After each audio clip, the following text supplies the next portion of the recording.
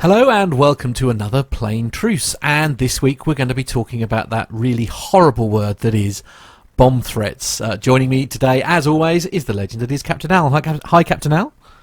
Hi, Matt. Yep, we're going to talk about something that really doesn't happen very often, fortunately. No, indeed. Now, obviously, this has come into the forefront of people's mind, obviously, because sort of post-lockdown, there has been an incident involving, let's just say, a low-cost airline where a credible bomb threat was made. And obviously, that, as a nervous flyer, obviously, that's got me thinking. So, in the event of receiving a bomb threat while you're in the air, what happens, basically? Okay, so let's take a step back, if you will. Bomb threats are, I'm going to choose my words carefully, are events that happen from time to time. And the majority of bomb threats are hoaxes. It's as simple as that. You know, the classic one is a passenger is running late for their flight. So stupidly, they'll phone up, say there's a bomb at the airport or a bomb on the aeroplane, thinking that that will be sufficient to delay everything and they'll make their flight. And yes, there are people who are sufficiently stupid who will do that. I mean, that's worrying for a start. Well, yeah. So the majority of bomb threats are hoaxes. Now, the question that you asked me was very specific, and that was, what happens if you receive a threat in the air? So the first thing to say is that a lot of what happens we can't really talk about because, as you could imagine, there are some security implications. Right. So I will be sufficiently vague in certain areas but endeavour to answer the question. So if the flight crew receive a bomb threat in the air, it has already been screened to eliminate the known hoax scenario. Right.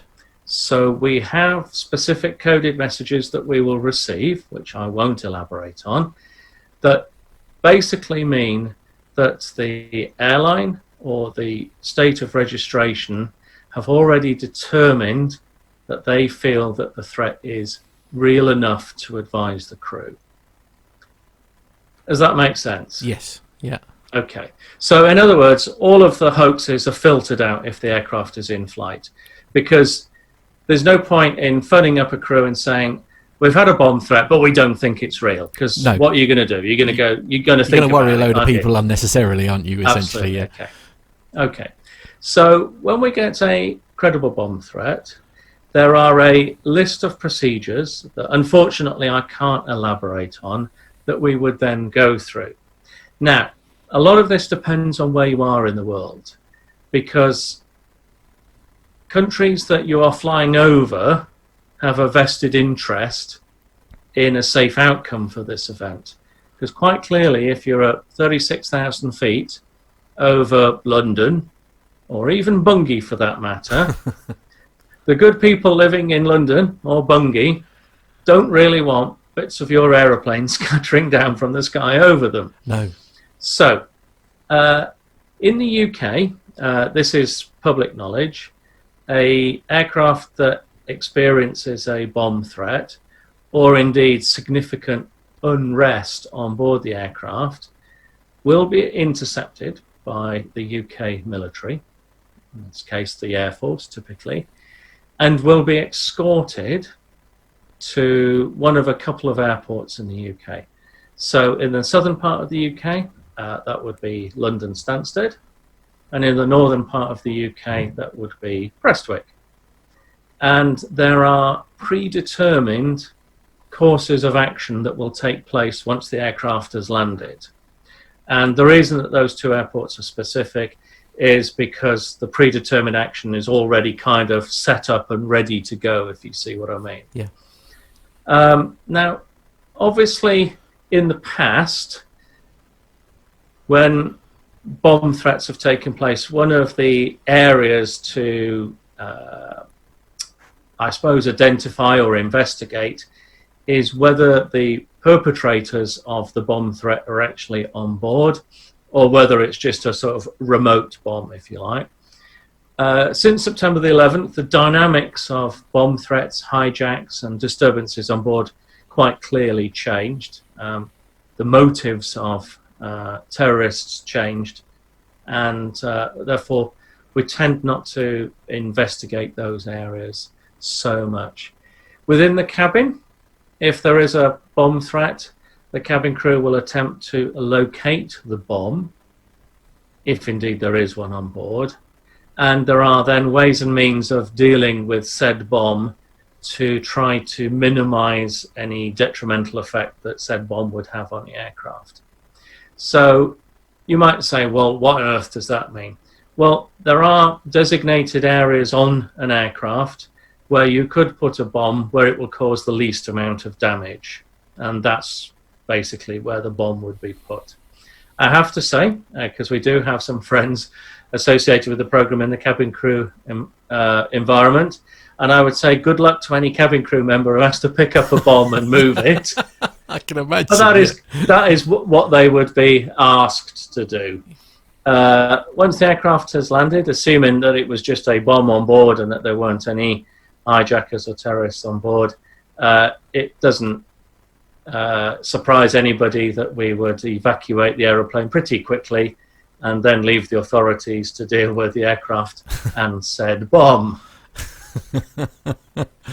Wow. Now, I have to say that bombs on aeroplanes quite clearly do happen, but they are exceptionally rare. And there have been many, many cases where bombs have gone off on aeroplanes, and most people have survived.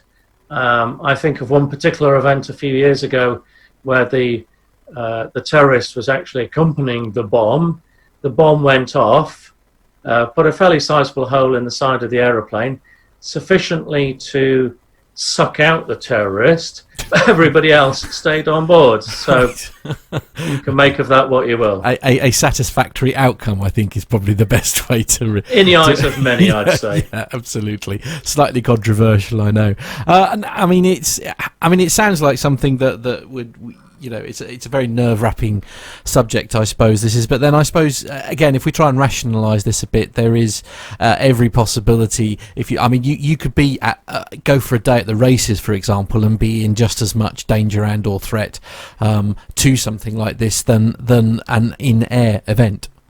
Absolutely. You're a much younger chap than myself, but anybody who's grown up in the United Kingdom will be aware of bombs. I grew up through what is euphemistically called the Troubles, but we had many provisional IRA bomb attacks on the mainland here in the UK. I live not very far from Warrington, which was badly destroyed by a bomb, as was Manchester, as was various parts of London, Brighton. We could continue to list places. So, yes, you're absolutely right. Bombs are an unfortunate evil that cannot be avoided, but we go to great lengths in aviation to prevent them getting on board aeroplanes. It's a very interesting subject. Thank you, Captain Al. You're welcome. If you'd like to watch more from our great series, then you can do that by pressing here. We've also created you a playlist with all the Plain Truth episodes, and you'll find that just here. Why not like and subscribe to our channel? That way you will be notified whenever we post our great content. Or if you've got a question that you'd like Captain Al to answer, then why not pop it in the comments box below, and you may well feature on an upcoming episode of The Plain Truth.